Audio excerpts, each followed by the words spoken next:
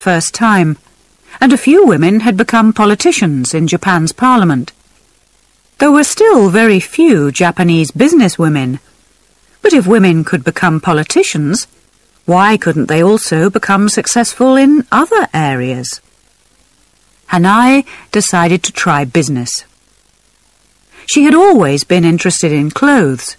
She loved art, and she was married to a man who owned a cloth factory. So the clothes business was the obvious choice for her. Over the next 2 years, she learnt about designing clothes, cutting cloth, selling clothes, and running a business. By 1951, she felt that she was ready to make and sell her own clothes. She started in a small way, making clothes for a few people, but then she had a piece of luck. An important Japanese film producer saw one of her designs and loved it. He called Hanae. "Could you make some clothes for my next film?" he asked. Hanae said yes, without even thinking about it. Over the next 6 years, she made clothes for many Japanese films and worked with people like Yasujiro Ozu and Nagisa Oshima. In Japan, it was a time when people were building the economy again after the war. They had high hopes for the future, and when they went to the cinema, they wanted to see film stars who looked bright, strong and confident. Hanae's clothes for Japan's stars caught this mood perfectly. Her experience of working in the film industry was very important for her. "My eyes were open to the world," she said. "I understood that there were many different types of women. I realized how men looked at women and how they loved them." By the time she arrived in Paris for her meeting with Coco Chanel, Hanae already knew a lot about the clothes business and had made a lot of money from it. But her move into designer fashion in the early 1960s was something quite new for her. When Hanae returned from Paris, she travelled to New York to study European and American design. Then, in 1965, she opened a shop in Tokyo to sell her own designer clothes. As Hanae's business grew over the next few years, she noticed that the fashion industry was changing in important ways. Coco Chanel had always designed clothes specially for each customer.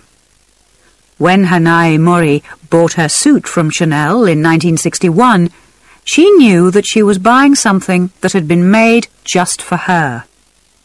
But the younger designers of the late 1960s were more interested in making clothes that were ready to wear. These could be produced in much larger quantities, which allowed fashion designers to expand their businesses. Now they could have many shops in countries all around the world. As a result, designer fashion became much more international.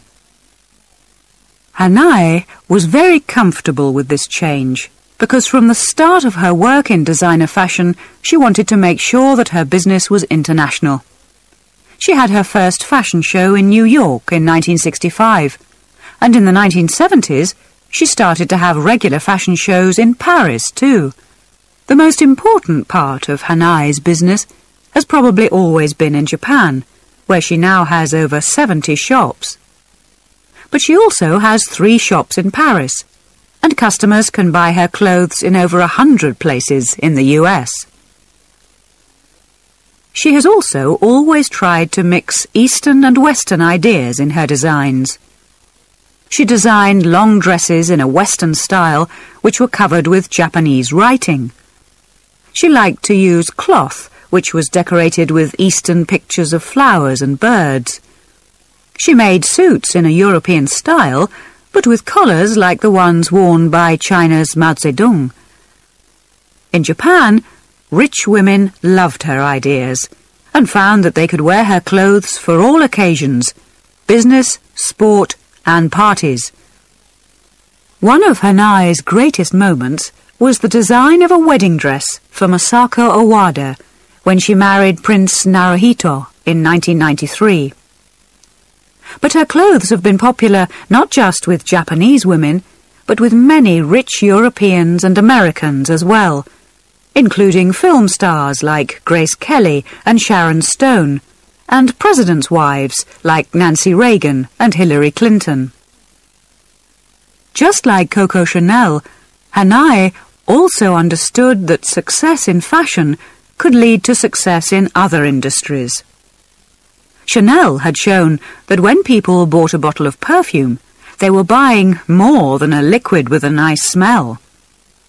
The success of Chanel No. 5 showed that people wanted perfume with a stylish image. They wanted perfume with a special name in a special bottle, and they were happy to pay a lot of extra money for this. When Hanae Mori produced her own perfume, she knew that customers would connect the stylish image of her clothes with the image of the perfume. She also realized that women, especially women in Japan, would trust her. For the first time, it's a Japanese woman talking to Japanese women, she said. But unlike Coco Chanel, Hanae Mori wanted to do more than just sell designer clothes and perfume. She also saw that she could use her name to sell children's clothes, as well as books and magazines. In fact, Hanae discovered that her famous name and her skill in business could help her in many different areas. When she visited a famous restaurant in Paris, she liked it so much that she decided to start a similar French restaurant in Tokyo. Of course, it was a big success. Hanae's business now makes over $5 billion a year, and in some ways it seems like a typical international company. Thousands of people work for Hanae, and her head office is in a beautiful modern glass building in the fashionable area of Omotesando in Tokyo. But her company is still a family business. Her husband Ken was involved in the financial side of her business from the early days. He died in 1996, but now her sons and their wives hold important positions in the company. Some of her grandchildren have also started to work in parts of her international operation. Hanae is now over 70 years old, and she still flies regularly between Tokyo, Paris and New York to check all her different business interests. But when she decides to leave business life, it seems certain that the Hanae Mori tradition will continue. Her ideas will be remembered not just by her family and colleagues, but also by other successful Japanese designers like Issey Miyake, Rei Kawakubo and Yohji Yamamoto. They learned a lot from her because, with her mix of East and West, Hanae was the first Japanese designer to become an international success. She will also be remembered by other Japanese businesswomen. Japan has changed in many ways since Hanae was a bored housewife in the 1940s. But even today, there are fewer women in top jobs in Japan than in other big rich countries. Hanae Mori's life shows younger businesswomen that it is always possible to reach the top.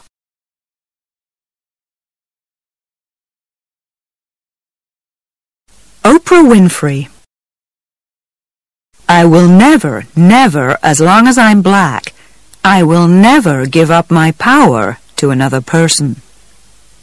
Oprah Winfrey. One morning in 1990, 17 million Americans were, as usual, watching the Oprah Winfrey Show on TV. Oprah was talking to 4 ordinary people who had all had problems at work. They each told a story of greedy companies, selfish bosses and lazy colleagues, while Oprah asked them questions, smiled and listened carefully. Many of the stories were familiar to the people across the US who were watching Oprah's show. Oprah's viewers were mostly ordinary Americans, and many of them had experienced similar problems in their offices, shops and factories. To these people, Oprah was one of them. She had come from a poor family, and she had had a tough childhood. She had had to fight for everything in her life.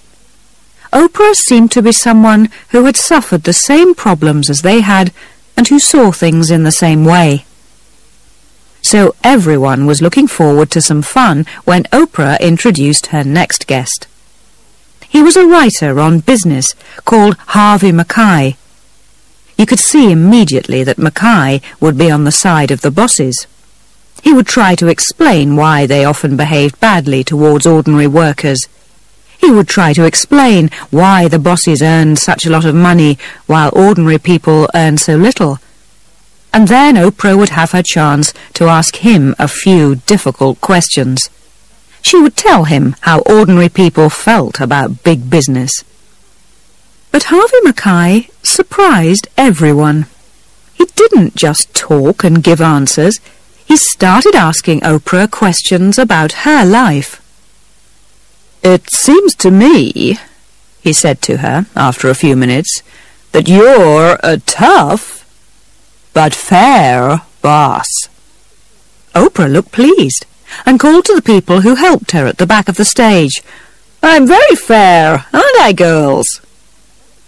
For many of Oprah's viewers, this was an interesting moment. They had watched her shows every day for many years, and they thought they knew most things about her. They had heard about her problems as a child whose parents had separated. They had listened to her tell them about her relationships. They even knew what she ate, and that she had often tried to lose weight.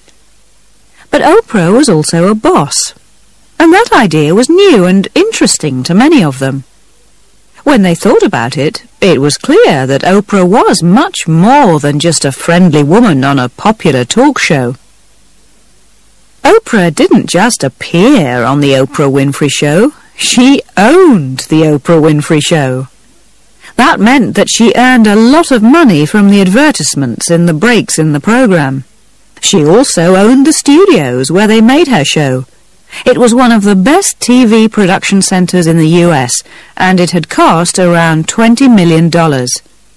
In fact, her company, Harpo Productions, gave Oprah control over her life and over the lives of many other people.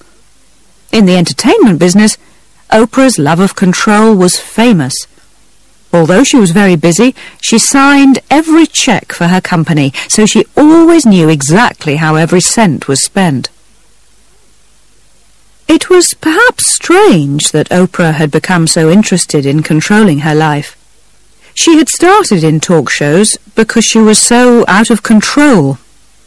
Her first jobs were as a newsreader for small radio and TV stations in the south of the US in the early 1970s. In those days, it was quite unusual for Americans to see a black woman reading the TV news. And in 1976, she was offered a job with a much bigger TV station in the city of Baltimore. Everyone thought she looked great on TV, but she didn't have the right character to be a good journalist. She always became too involved in the stories. When stories were sad, she sometimes started to cry. When the stories were happy, she was clearly happy too. "This is crazy," her bosses said. "We have to find this woman another job." At the time, the TV station wanted to introduce a morning talk show. This would give the people of Baltimore a chance to appear on TV and discuss their opinions. The show was called People Are Talking. As Oprah clearly understood people so well, perhaps she would be the right person to present this program. It could be a much better use of her skills than reading the news. Many TV interviewers prepare questions before an interview and then don't really listen to the answers of their guests during the show. But Oprah was very different. She was always interested in what people said. She had real conversations with the people that she interviewed. Soon, her bosses in Baltimore realized that Oprah was a star. Oprah's show was so successful that after a few years, TV bosses in other parts of the country started to notice her. In 1983, a big TV station in Chicago asked her to present their morning talk show, AM Chicago. They offered her a 4-year contract and said that they would pay her $200,000 a year. It was a lot of money, but Oprah was worried about moving to Chicago. She didn't need to be, because when she arrived there, she immediately felt at home. "Just walking down the street, I knew I belonged there," she said. And the people of Chicago also felt that she belonged to them. Her talk show started in January 1984, and it was an immediate hit. People loved her direct, personal style of interviewing, and within a few months, her program was the most popular morning show in the city. Her boss at the TV station was very happy. "Oprah hit Chicago like a bucket of cold water," he said. "She just took over the town." Oprah was a star in one of the biggest cities in the US, but she now wanted to become a national star. Her opportunity came when she got a call from Steven Spielberg. Spielberg was one of the most important people in the Hollywood film industry. He had made several successful films, including E.T. He now wanted to make a film of a book by the black American writer Alice Walker called The Color Purple. "Would you like to play a part in the film?" he asked her. Oprah couldn't refuse. The Color Purple was one of her favorite books, and she also knew that a part in a Hollywood film would make her famous around the world. But she was so busy with AM Chicago that she had no time to do any other work. Oprah wanted to be in the film so much that she was ready to leave her job with the TV station. But her business manager, Jeffrey Jacobs, had other ideas. "We can work this out," he told her. "The TV station will have to give you a break from the show." Oprah's bosses weren't very happy about the situation, but they didn't want to lose her, and they could also see that the film could bring a lot of public attention to her show. They agreed to give her a break of several weeks so she could work on The Color Purple. Oprah was very grateful to the TV station, but the experience also helped her to see that there were a few problems with her present contract. If she really wanted to become a star, she needed more control over her life. But how could she get this? Jeffrey Jacobs realized that if Oprah wanted to control her life, she first needed to get control of her program. At that time, it was only broadcast in the Chicago area, but he thought that it should be possible to broadcast it right across the country. He knew that when The Color Purple arrived in the cinemas, Oprah was going to become an international star. Lots of people outside Chicago would want to see her show. Oprah decided to negotiate with the TV station. First, she made them change the name of the program to The Oprah Winfrey Show. Then, she asked for a share of the money from sales of her show to other TV stations. It was a great business decision. When The Color Purple came out, the film was a big success and everybody admired Oprah's performance. As a result, they all wanted to watch her TV show too. 138 TV stations across the US bought The Oprah Winfrey Show, and suddenly her earnings jumped from $200,000 a year to $30 million a year. Oprah's decision had made her rich, and it had also taught her an important lesson. Control was the key to success. So in 1986, she started her own company called Harpo Productions. Harpo is Oprah spelled backwards. At first, it was just to create publicity for her show and to answer letters from viewers, but Oprah had big plans for her new company. In 1988, she started to negotiate with the bosses of the Chicago TV station again. This time, she wanted Harpo Productions to buy the Oprah Winfrey Show from them. The TV station bosses weren't happy. They knew that Harpo would still allow them to broadcast the show, but the deal meant that they were losing control of their most important program. As negotiations continued, it became clear that, if necessary, Oprah was prepared to walk away from her show and go to work in Hollywood. The TV station bosses realized they had no choice. They had to give Oprah what she wanted. As she now owned her own show, Oprah needed a place where she could record it. So she bought an old TV and film production center in West Chicago for $10 million. She then spent another $10 million on new equipment to make sure that Harpo Studios was the best production center in the city. Oprah could now make her shows at times which suited her, and she could also make more money from them. But her studio allowed her to do much more than that. In 1988, Harpo Productions started making other programs for TV, like The Women of Brewster Place. And soon, other companies were using Harpo Studios to make advertisements, films, and TV shows. In the 1990s, Oprah's business continued to expand in many different areas of the entertainment industry.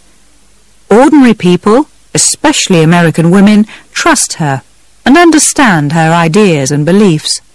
They see her as an honest person from a tough background who has fought for her success. This means that many people are happy to buy products that carry Oprah's name. This has given Oprah many great business opportunities. In 1998, she created a company called Oxygen Media, which produces TV programs for women and children and makes similar material for the internet. Recently, she also started work on a new women's magazine, and she even has her own film company which has signed a contract with Disney. When Oprah had her 40th birthday in January 1994, she was already the most powerful woman in the world's entertainment industry, and also the most highly paid. Over the past few years, business magazines have regularly put her in their lists of top American businesswomen.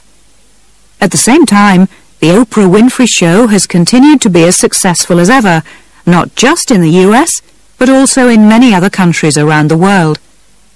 Because Oprah is now in control of her life, she has also found time to act in several more Hollywood films. And as her business has grown, Oprah has become richer and richer. It now seems likely that she will become America's first black billionaire. Madonna. Life is short. My idea is that if I want to do something, I do it. Madonna. Most pop stars know that they don't have a job for life. 1 or 2 successful records may give them enough money to have a good time for a few months. But the days of fast cars and long hot days by the swimming pool don't last long. Most have returned to ordinary life by the time they're 30. But Madonna isn't like that.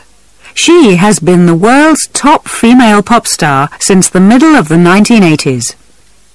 During that time, she has had many hit records. She has acted in several films, and she has made millions and millions of dollars. She has won prizes for her work, but she has also been strongly criticized by politicians and religious leaders. She has married, separated, and married again. She has had 2 children, and she has also shocked a lot of people with her wild behavior. Some people say that she has been successful for such a long time just because she is a wonderful singer and songwriter, but most agree that it isn't as simple as that. Madonna has always made sure that she is in control of her life. She has made careful plans and has cleverly used the publicity that surrounds her. She has also used her success to build a large international company that makes big profits. But Madonna started right at the bottom. When 19-year-old Madonna Ciccone arrived in New York City in 1978, she knew that she wanted to be rich, and she knew that she wanted to be a star.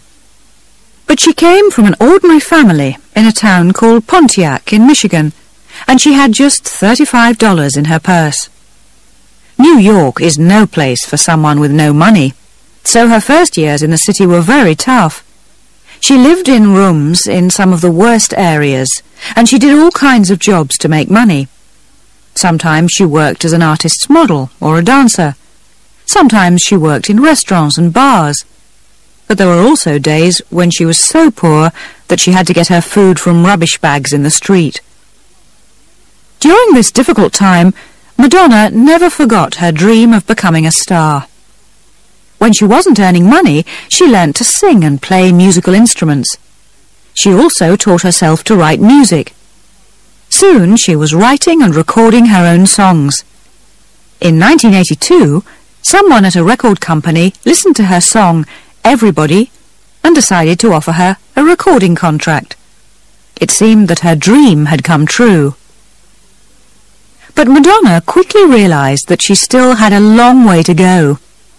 Everybody was a dance song, and it was popular in the nightclubs of New York, but most people in the US and the rest of the world didn't notice it.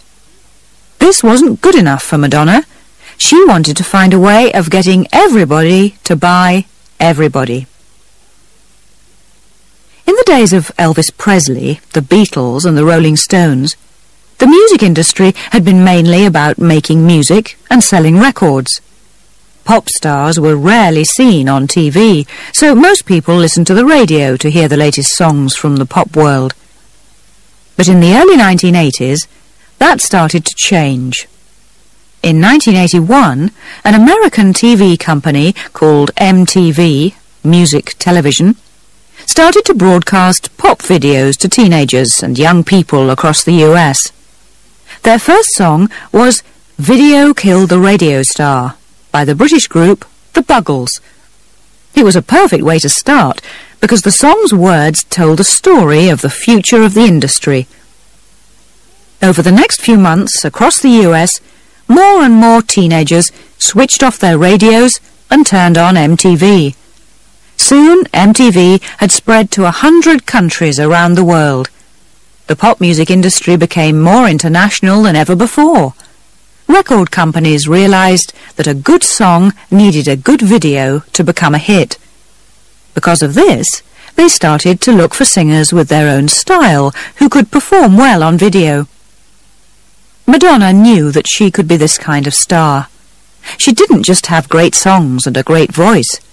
She also had her own way of dancing and her own way of dressing. She had had some success in New York, but how could she now become a star on the world stage? She decided that she needed a manager to help her. Because she was Madonna, an ordinary manager wasn't good enough. She needed the best manager in the business. At that time, many people thought that the best manager in the pop music industry was Freddie DeMann. He had worked with Michael Jackson for several years and had helped him to produce some of the most successful records of all time. DeMann understood how to make videos, and he knew how to work with MTV. So Madonna just had to persuade him to work with her. But how? In Madonna's position, most young singers sent a manager a letter and a recording of their songs. But Madonna wanted to be different. She found out Freddie DeMann's address, walked straight into his office, and performed her songs in front of him. Freddie was rather surprised, but he also liked what he heard and what he saw. She had that special magic that very few stars have, he said. Freddie DeMann was the right man for her. Her next song, Holiday, was also a dance song, but it wasn't just a hit in New York. It was a hit on MTV. It was a hit across America. It was a hit right around the world.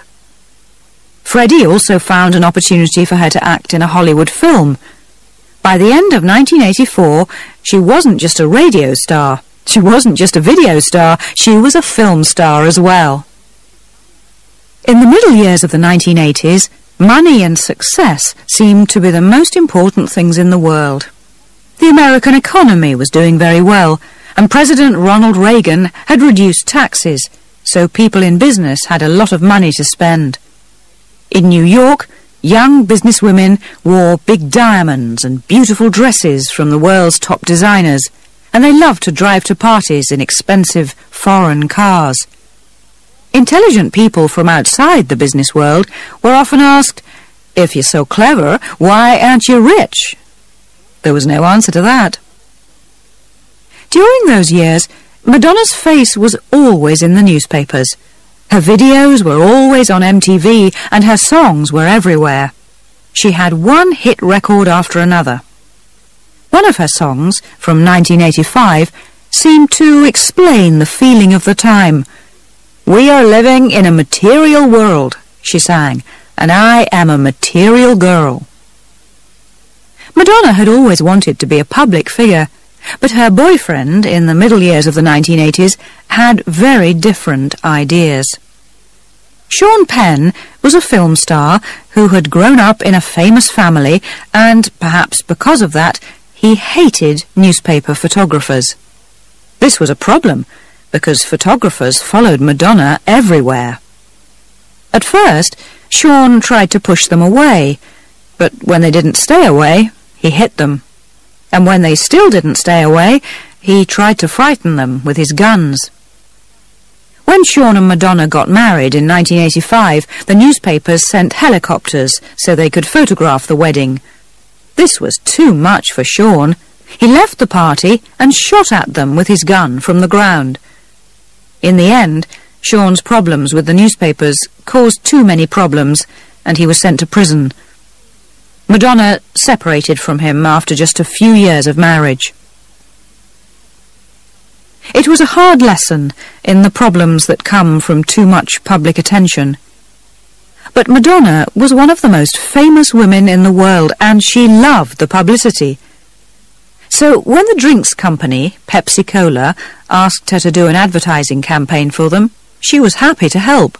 She negotiated with them for 8 months, and she was even happier when they agreed to pay her $5 million for a year's contract.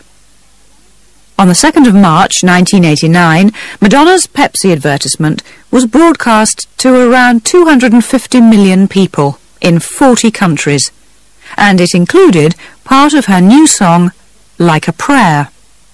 The advertisement was great, but it was never seen again. That was because on the 3rd of March, MTV showed Madonna's own Like a Prayer video. This showed Madonna in all sorts of strange situations inside a church. Religious people around the world were very angry with Madonna. "How dare she use our religion like this?" they asked. After some time, things got so bad that the Pope said that Madonna would not be welcome to perform in Italy. The people at Pepsi Cola were very worried about the situation. Would this damage their sales? They didn't want to wait to find out. They decided not to use Madonna's advertisement again, although they let her keep their $5 million.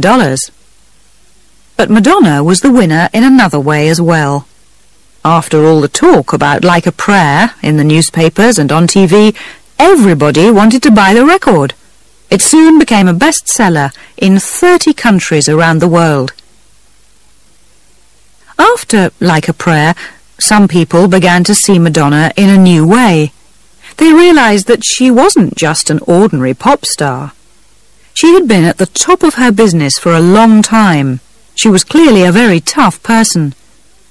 In October 1990, the American business magazine Forbes put Madonna's picture on its front cover and asked if she was the cleverest businesswoman in the US. It said that she had earned $39 million over the past year. It also said that she was very unusual because she was a star who ran her own business. The next month, Us magazine produced a list of the most powerful people in the entertainment industry. Madonna was at number 1, above stars like Michael Jackson, Bruce Springsteen, and Prince. In 1992, she proved her skills as a businesswoman when she signed a deal with a value of $60 million with the big entertainment company Time Warner. The deal meant that she was now the boss of her own company, called Maverick. Maverick could produce records, videos, TV programs and books, and it gave Madonna complete control over her own products. She used this control to surprise everybody again. Maverick's first product was not a record or even a video. It was a book of photographs called Sex. The book was unusual in many ways. Its cover was made of metal, and it contained a CD of a new Madonna song. It also contained photographs that showed Madonna without her clothes on. In the weeks before Sex arrived in bookshops, journalists around the world wrote about the book. Many people thought she was making a big mistake, but Madonna was completely confident. She decided to print 1 million copies of the book and to sell it for a very high price, nearly $50. When the book finally went on sale in October 1992, the big question at every fashionable party was, "Have you seen the Madonna Sex book?" Some people were shocked by Madonna's photographs. Others were angry, but many just went out and bought it. It sold 500,000 copies in its first week. But Maverick was not just an opportunity for Madonna to produce and sell her own books, records and videos. It also meant that she could work with other young musicians. "I want a real record label with real artists," she said. "I want artists who have a life of their own and who have a point of view." Since 1992, Madonna and her team of managers have listened to hundreds of recordings from young singers as they've tried to find the stars of the future. Everyone in the music industry agrees that this is very hard to do. Sadly, most young musicians fail. But Madonna quickly showed that she could find the right people. And in 1995, Maverick produced a record by the Canadian singer and songwriter Alanis Morissette. She was a good choice. Her record sold over 27 million copies around the world. Maverick has also made records for hit films like Austin Powers and The Next Best Thing. In 1999, the company had sales of around $750 million. Madonna's busy life means that she can't spend a lot of time in her company's offices like a normal boss. But wherever she goes, she uses the internet to communicate with her company's managers who look after the business from day to day. Madonna is certainly not everyone's idea of a typical business person. She will always be best known for her songs, her films, and her shocking way of life. But as computers, better communications, and the internet change business, ideas and style are becoming much more important than machines and materials. If you want to succeed in the 21st century, you need to be able to think of new products and new fashions. And you must also know how to use publicity and how to create the right image. In the factories and offices of the old business world, the bosses were nearly always serious men in dark suits and ties. But in today's business world, women are proving that they are better managers and that they know more about the lives of ordinary people. In the expensive designer shops of Chanel and Hannah Mori, in the hundreds of body shops, and in the studios of Harpo and Maverick, the message is clear. Modern women mean business.